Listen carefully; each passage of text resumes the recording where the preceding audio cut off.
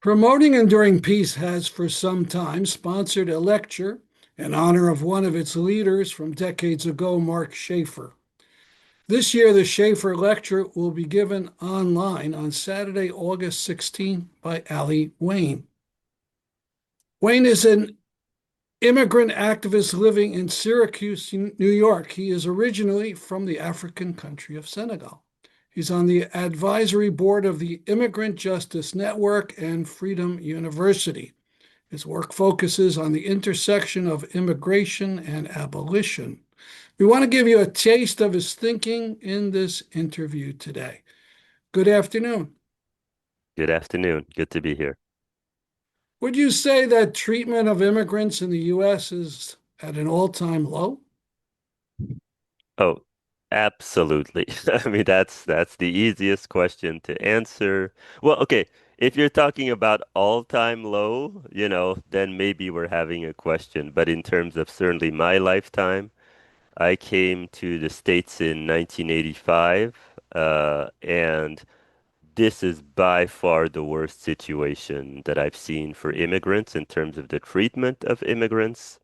In terms of the organizing work that I've done, and for a while it was strictly organizing. Now it's mostly kind of activism, speaking, writing, analysis. I've been doing this for 20 years, and even with my background in all of this, and even being able to tell how it all escalated to where we are now, this is even worse than I expected. And I expected it to be very bad. I mean, just to give you a sense, certainly everyone is talking about Alligator Alcatraz and this detention center, notorious detention center now in Florida, which, by the way, I hope that people understand how horrifying it is that people are making a pilgrimage to the sign that says Alligator Alcatraz and Seen taking that, yeah. pictures there, which to me, of course, as a black person, absolutely evokes what feels like old ancestral memories of like lynch mobs, because that's how bad it's gotten. But I'm mentioning that in order to highlight how bad it's gotten. Now, of course, we know that Trump started out by talking about, oh, we're going after criminal aliens and gang members. And first off, of all of the people that he sent to El Salvador illegally, by the way, to El Salvador, those immigrants, Hmm. it has subsequently been found that 90% of the people he designated as gang members had no criminal record whatsoever. Hmm. Not even like a small criminal record or something like that. No, no, no. No criminal record. And it has since been reported that the administration knew that's what it was doing, that they understood that a lot of people didn't have any criminal records. It was just PR. And now we're seeing with Alligator Alcatraz what that PR leads to because Trump is going after every single undocumented immigrants, including people who have just overstayed their visas. And some of the things that are coming out of some of the reporting about what's happening in Alligator Alcatraz are some of the most horrific things I've heard. And I say this as someone who's been thinking about prisons and abolition for many years. I wouldn't wish the treatment that these immigrants are going through on anyone. If there was someone in there, if there was some sort of convicted person with like a double, triple murder, I would still say that is a human being. You do not treat that person to that level. I mean, people are reporting, maggots in their food. They're being forced to use toilet water for drinking and toiletries in general for bathing. There are reports that now they are forcing immigrants to eat food on the floor on their knees with their hands tied behind their back, as reported by some observers, like dogs. This is what we're doing to visa overstays, let alone the Wow. broader immigrant, community. So that's just to say that, like, as bad as this system has been, and it has been incredibly brutal towards immigrants for many years, this is a level of extreme that even I didn't see it coming although I had inklings of it and I had been warning about it in 2016 when Bernie Sanders went down in the primary and the choice was basically Hillary Clinton versus Trump. There were a lot of organizers on the left, like myself, who were not big fans of Hillary Clinton because of her policies. That being said, I remember having a big conversation with so many of my lefty organizer friends, and I was just like, here are all the things I don't particularly like about Hillary Clinton. You have to vote for her anyway. And the reason I said that is because I was already aware of the people around Trump that he was surrounding himself with, and I was primarily aware of Stephen Miller. Stephen Miller was well known within the immigrant community, an absolute out and out fascist. By the time Trump picked him to be in his entourage, the anti-racist Southern Poverty Law Center had already had him on a list, a formal list of the most dangerous white supremacists in the country. Mm, And so with that in mind, I was just like, listen, I'm not a huge fan of Hillary Clinton, but we can work with this. Like what's coming down the pike with Trump is worse than anything we have imagined because I was paying attention to what people like Stephen Miller was saying. And I was just like, oh, it's over. If he gets in the White House, it's going to be a disaster. And actually the first Trump era, I think that they were still testing how far they could go in terms of breaking the law. And now it's just obvious, they just do not care about the rule of law. And I'm not saying this as conjecture. I'm not saying this as, based on what I'm seeing, I think they don't care about the rule of law. There was literally a long article by a whistleblower in the Department of Justice that was published in the New York Times about a week or a week and a half ago. Absolutely horrifying, confirming all of the things that we were worried about, which is that this whistleblower, a longtime Justice Department person who had won commendations from the Trump administration in the first go round. So not a lefty, someone who had right. won commendations from Trump is basically saying right now in the Justice Department, people are having to choose between obeying the rule of law and allegiance to the Trump agenda. And he was saying that from the beginning of the era, they were told from higher ups, including by Emil Bove, who was just appointed by Congress, and I forget what his new position is. But they were basically told, oh yeah, all this stuff we're going to do, and they specifically focused on immigration. All of this stuff we're going to do, we're going to be breaking laws left and right. And the strategy is, of course, we're going to get court orders because the stuff we're going to be doing is illegal. And what we're going to do is we'll break the laws anyway. We'll get these court orders. We'll stall. It will go all the way up to the Supreme Court. And we've captured the Supreme Court, so they're just going to give us what we want. So from the get-go, there was the plan was to break the law in order to be able to achieve these mass deportations, which is why we're in this kind of ethical reverse era where I've been saying people that like the people going after immigrants are really the criminals and they're committing crimes against these immigrants. We cannot think of ICE and CBP and all of these folks as simply enforcing the law. They are literally breaking the law in order to do what we're seeing in our screens, go after undocumented grandmas who've been here for like 15 years, undocumented landscapers. And there have already been reports from ICE officials from within the agency, on background, of course, sharing that they have been closing cases. They have been closing cases, or not closing cases, they have been diverting their resources from cases that are focusing on criminal aliens, quote unquote criminal aliens. And that's a complicated category, especially as an abolitionist. I do want to say that, like, the very definition of criminal alien has been expanded to an almost absurd level. But what they're saying is that, like, the actual gang members, quote unquote, or the dangerous immigrants, they're not focusing on them because it takes time, money, and resources to make the cases against these folks. it's much easier to just show up at Home Depot or go through the lists of people who are trying to legalize and just go after people. And so, And so the I Trump mean, I do, administration has some arbitrary number of thousands of people it wants to remove from the U.S. Each day. yeah. In fact, that is, I mentioned Stephen Miller. That is a Stephen Miller special. It has kept escalating. I believe at the beginning of this. And I want to be clear, first of all, for the longest time, ICE has never acknowledged that it has quotas. Organizers and activists that have known that it has had quotas for years.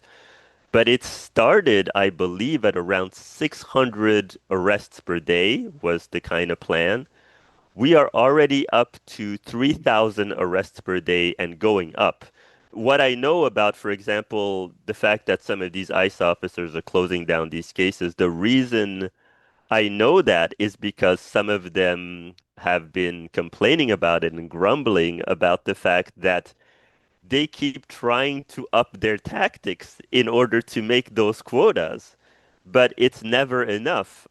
Not surprisingly, Stephen Miller keeps upping the number.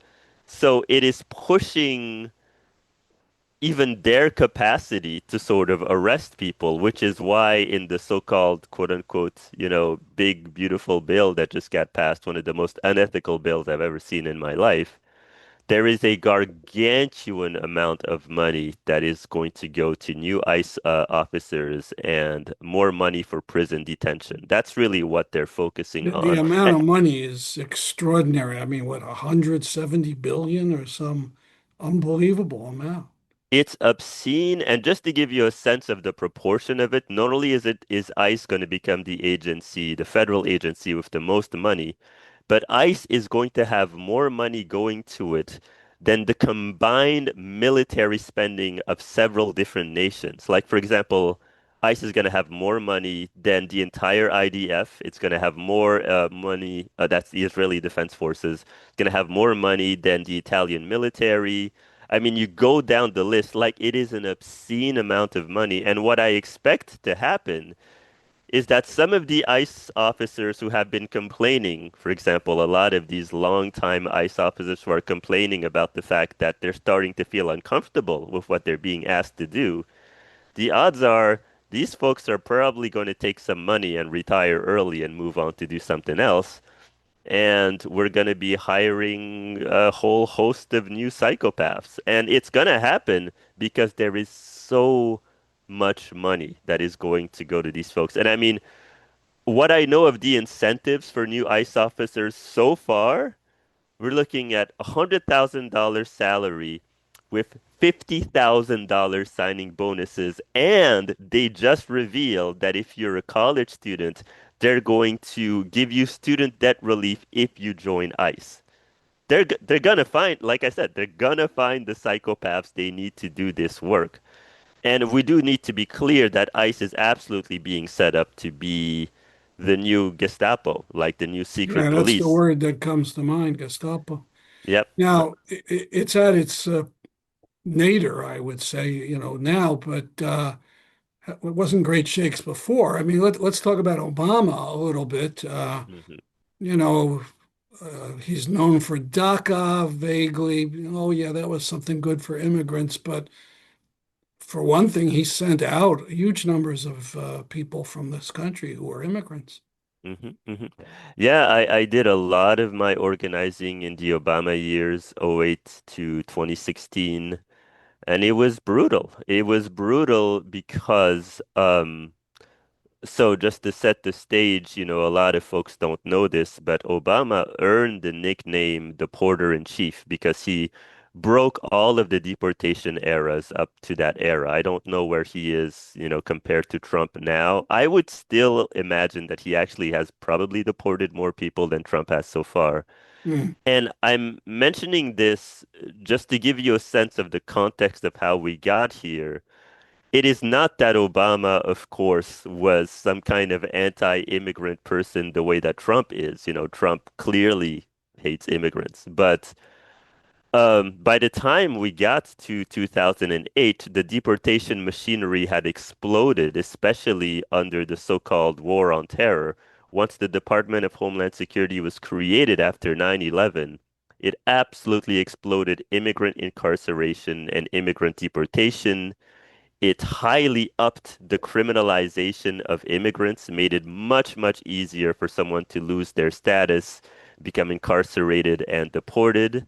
The very same private prison companies that made tons of money incarcerating regular black and brown US citizens under the so-called war on drugs in the 80s and 90s, those same private prison corporations, once the war on terror was announced, they figured out that their new cash cow in terms of like prison space was going to be immigrants. And they literally helped write some of the anti-immigrant legislation that eventually got passed. And I'm just giving you this long background to give you a sense that by the time we got to Obama, already that deportation machinery was humming. But on top of that, Obama's strategy, as has been with Democrats the entire time I've been organizing, which, is very frustrating, is that, in his mind, he felt that if he proved his tough on enforcement bona fides and credentials, if he showed how tough he was on immigrants, that eventually that would push the Republicans to come to the table on some kind of immigration reform deal. And of course, that never happened. So what we ended up with was an Obama administration that ended up being very tough on immigrants and incarcerating and deporting a lot of immigrants, but we never got to the relief part, or rather, the only time we got to the relief part was towards the end of the Obama administration, where they finally agreed to push for DACA, which is called that's an acronym for the Deferred Action for Childhood Arrivals program. For people who don't know this, it basically allowed young immigrants who were brought here when they were younger to have basically the privilege of paying for 2 to 3 year work permits so that they could stay here, work here legally, and not have to worry about being deported.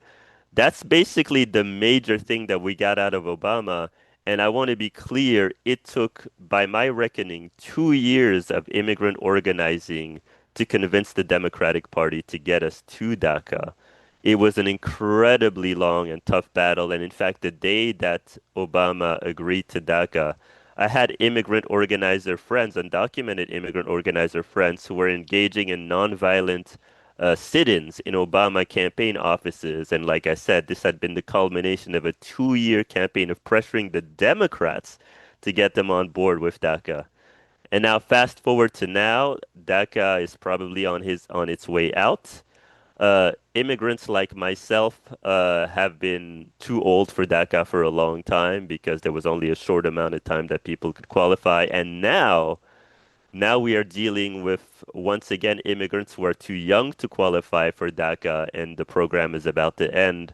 So the end result of the Obama administration is we got tons of enforcement, and the only thing we got was a temporary work permit program that didn't count towards citizenship, and now all Hmm. of those immigrants are potentially at risk of deportation. And so that's how we got here, unfortunately. And I want to really be clear that this is about the systemic analysis. I might have my frustration and animosity almost towards Obama and what he did to immigrants, but it's not a personal thing. It's not that Obama didn't like immigrants. It's that he was making that political calculation, the system was already humming, and it was just the momentum of the era, and we ended up with way more enforcement and very little on the relief side. And then by the time we got to the Trump era, it was the beginning of the era of mass deportations. Now, sometimes you hear people say the U.S. has no moral obligation to take in refugees from other countries.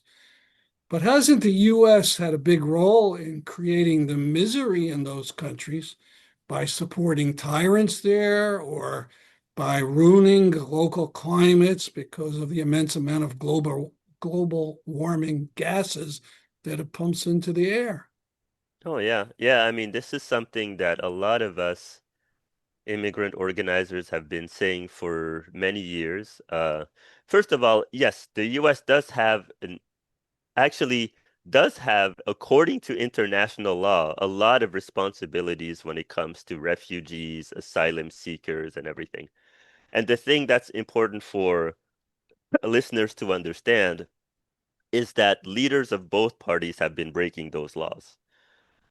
We have not been respecting the basic rights of refugees, of asylum seekers. We've been breaking the laws as time has gone on. I'll give you one small anecdote about that.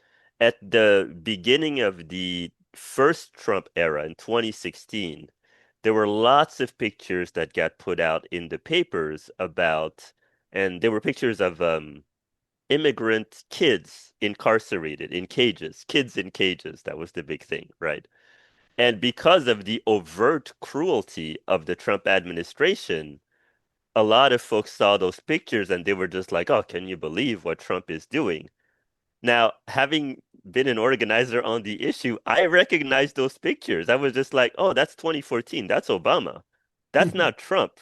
And the reason I'm mentioning that was that 2014, the Obama administration was trying to consolidate family detention and was actually seeking the right to incarcerate families wholly. And while it was not getting a lot of news in this country, the international human rights community was up in arms about it. They were absolutely condemning the Obama administration in terms of what it was doing in terms of like treatment of immigrants at the borders, incarceration. We were already breaking those laws under Obama. So that's just to say that like, I mean, compared to now, those were the good old days. And by then, we had already broken all sorts of laws.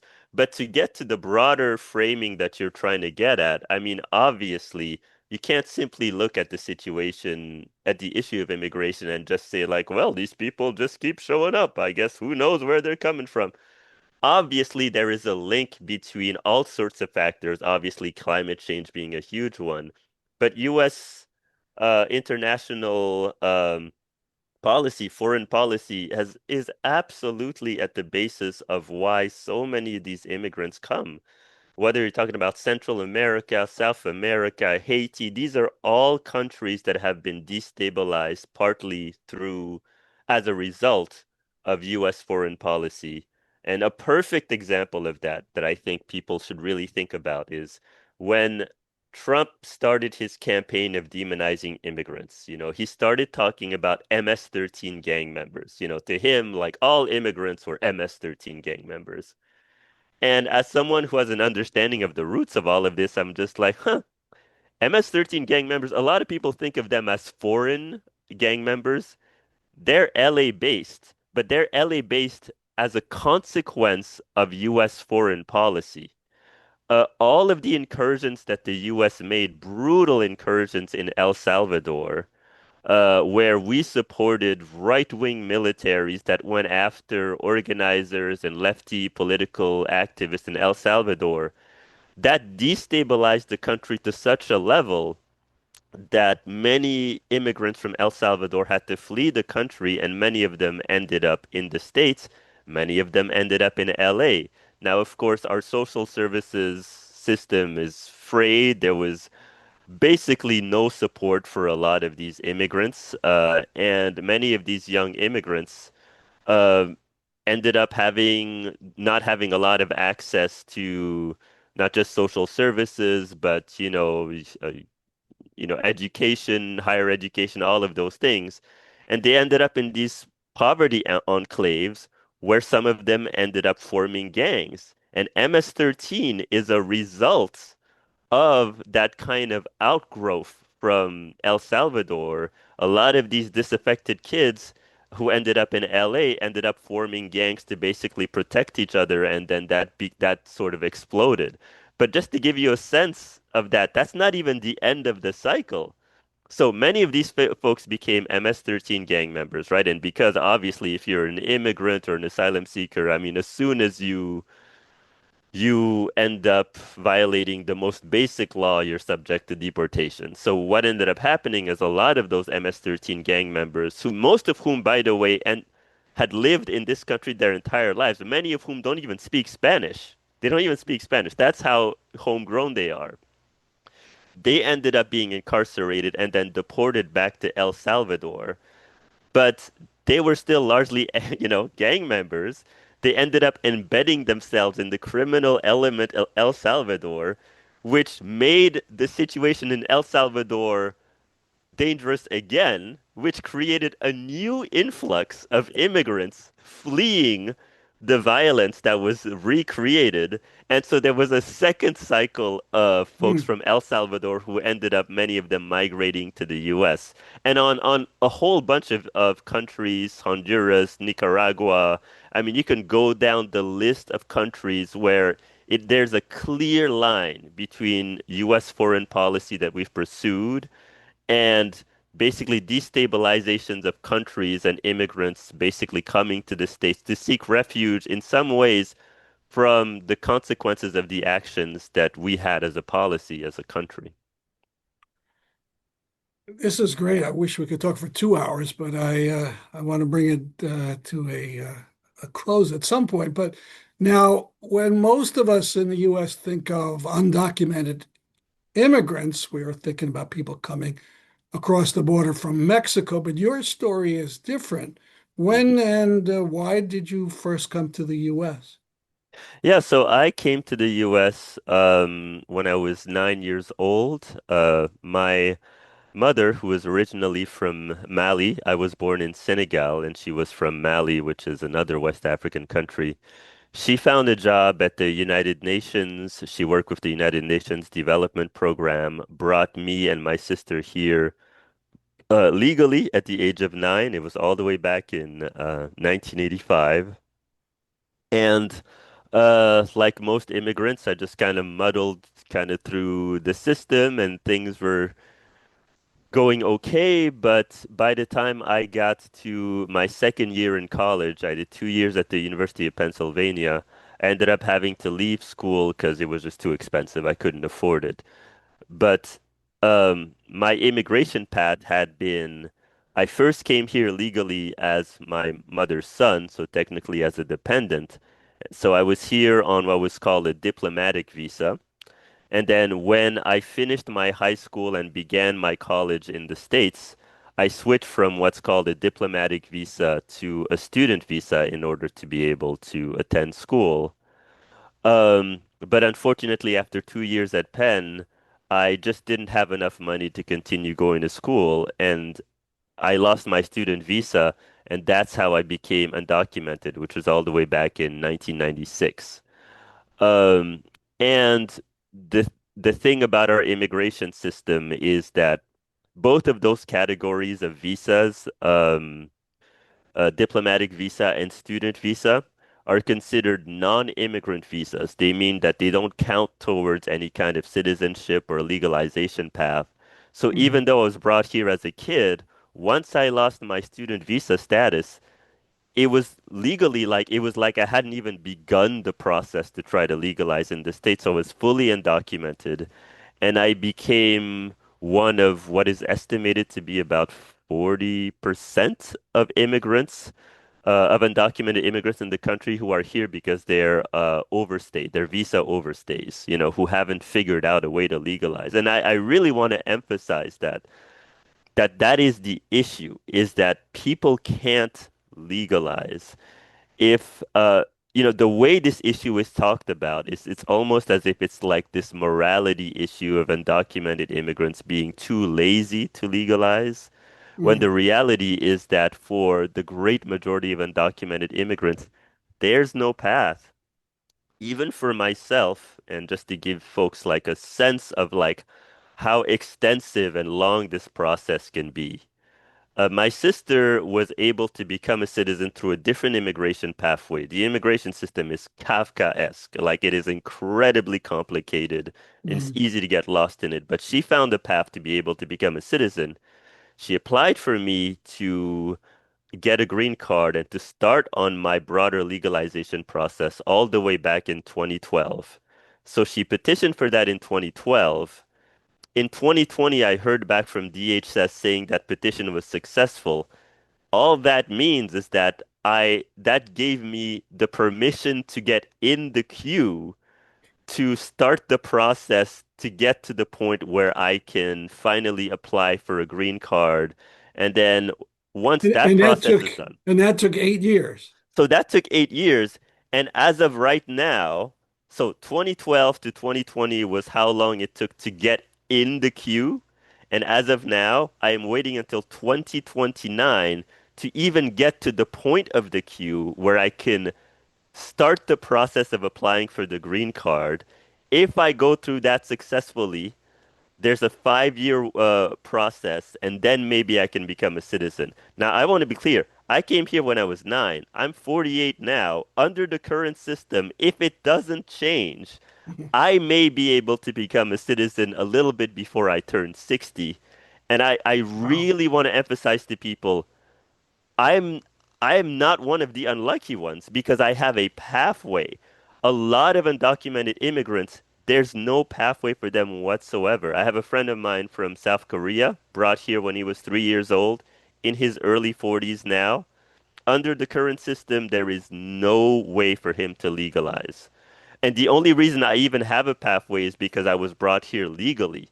If Mhm. in some way you cross the border illegally or whatever, under the current system, you're just stuck.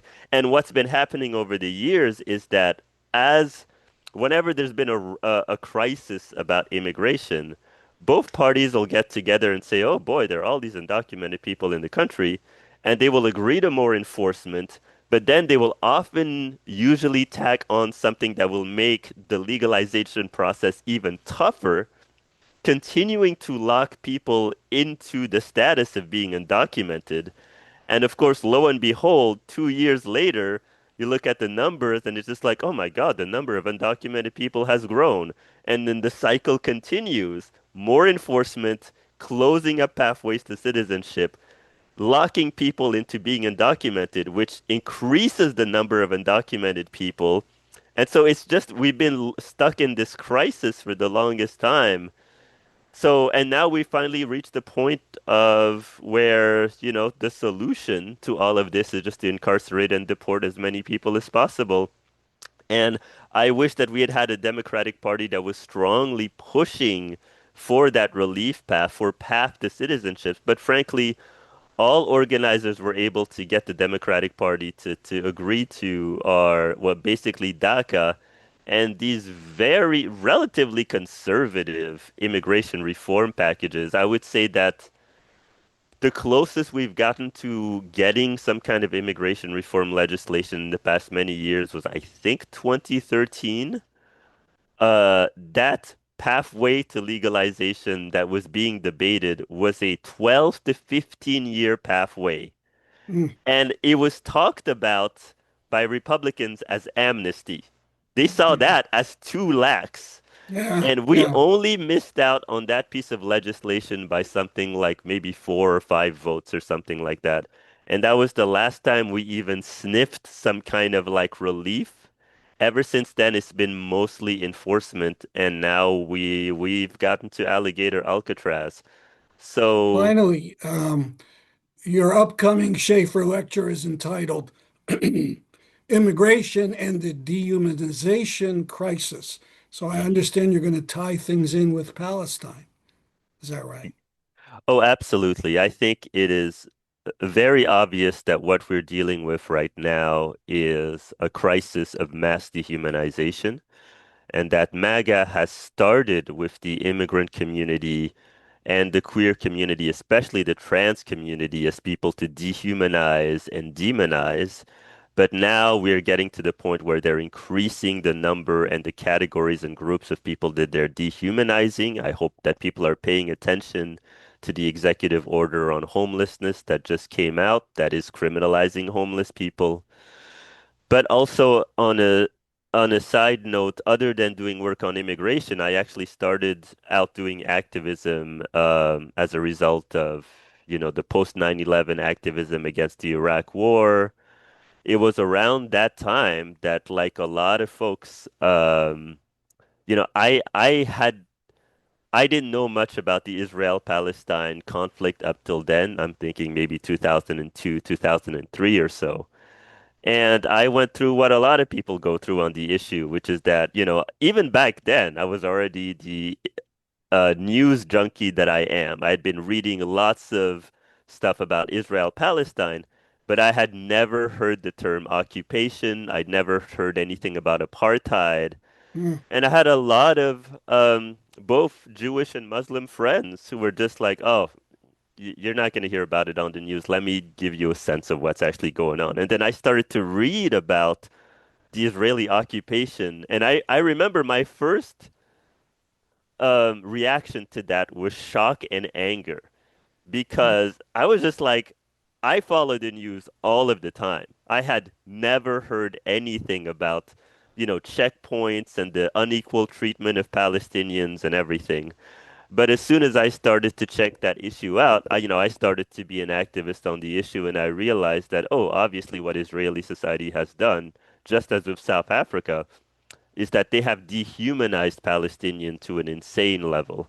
And it should not shock anyone that within the immigrant activist community, people understand this. Even the most mainstream immigrants' rights groups, many of them are talking about Palestine right now because they understand that it's about creating these categories of citizen versus non-valuable person, right? And in the Yeah. Israeli occupation, it's all about Palestinians as less than human. And now we've gotten to that point here in the States. And I think it's really important that people understand that the dehumanization of Palestinian is absolutely linked to the process of dehumanization of immigrants happening here, but also the mass dehumanization that is expanding in this country. And I understood very clearly at the beginning of this latest round of the Trump administration that it was unfortunately a brilliant move to go after immigrant students who were speaking out about Palestine. Because what MAGA understood and the Trump administration understood is that because of the bipartisan support for Israel in this country, they understood that they could go after the rights of these immigrants. And by the way, those are legal immigrants, right? So people on student visas. They could go after the rights of these immigrants and count on the fact that the Democratic Party overall wouldn't really push back because they want to support Israel and all of the weaponized accusations of anti-Semitism, were already embedded in it. I mean, even in some of the responses from Democratic Party representatives, especially leadership on some of these early targeting and deportation of immigrants speaking out about Palestine, if you checked out some of their statements, they were terrible. They were saying things like, well, these folks are legal residents and we should really, think about the legal process in terms of what to do with them. But we should acknowledge that some of these students have said things that are making Jewish students feel uncomfortable. So even in their statements, they were kind of agreeing with the premise of the targeting instead of from the get-go saying, oh, no, no, no, these are legal immigrants. It's freedom of speech. You get to say whatever you want. They retreated back into their talking points about the type of weaponized anti-Semitism that we've seen the state of Israel use the entire time that I've paid attention to this issue, And I say this, Well, I want to be clear, I say this as someone who absolutely believes that overall anti-Semitism, not only is it real, but it's getting worse. But there's a large difference between speaking out against the state of Israel and being actually anti-Semitic. And I of think the course. thing that's hard about this particular issue is that the state of Israel itself is pushing what I think of as an anti-Semitic trope, which is the idea that the state of Israel speaks for all Jews, which it clearly does not. It's not true. And so you have this awful state that is pushing itself an anti-Semitic trope to go after activists. Well, I want to thank you for speaking with me today. Ali, Aly Wane will be delivering the Schaefer Lecture on Saturday, August 16th at 2 p.m. You can see the event live in the New Haven Public Library. More details will be at the site of pepeace.org. Thanks again. Thanks very much. Glad to be here.